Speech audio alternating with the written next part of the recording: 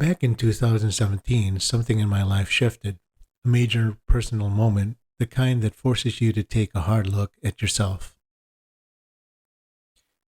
And that's when I stumbled onto a version of health I didn't even know I had in me. I was drinking bulletproof coffee every morning thanks to Dave Asprey and the whole biohacking space. And without even realizing it, that coffee pushed me straight into intermittent fasting. I wouldn't eat my first meal until around 2:30, sometimes even later. Abel James and Mark Sisson, those guys influenced a lot of what I ate back then. I started paleo and then shifted towards high protein, high fat meals, and my body responded better than I expected.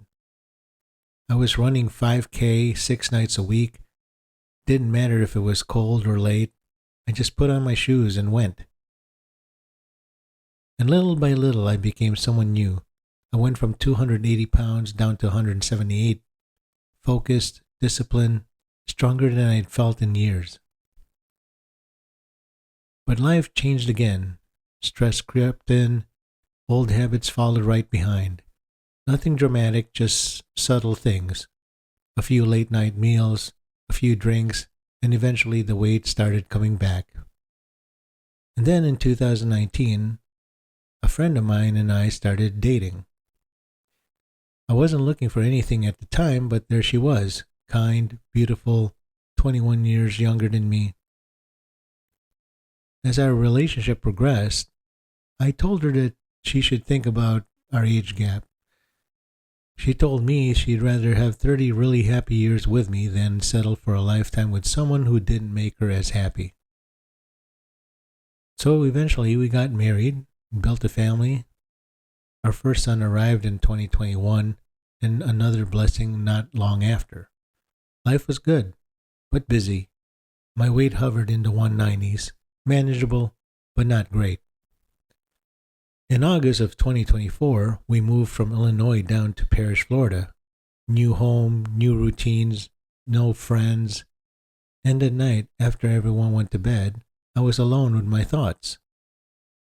Thinking about whether we made the right choice, thinking about my oldest son back in Illinois, wishing I could be everywhere I was needed. And slowly, the same old patterns returned. Eating late, drinking late, nothing huge, just enough to pull me off the center. Then in April of 2025, I lost my job. And that kind of uncertainty hits differently when you're a husband, a dad, and a contributor of the finances. It's December 9th of 2025, and as I'm recording this, and about 3 weeks ago, I stepped on the scale and saw 249 pounds. And in that moment, something had to change. I made a promise to Amy once that I would live to at least 90, for her, for the boys, for my son back in Illinois.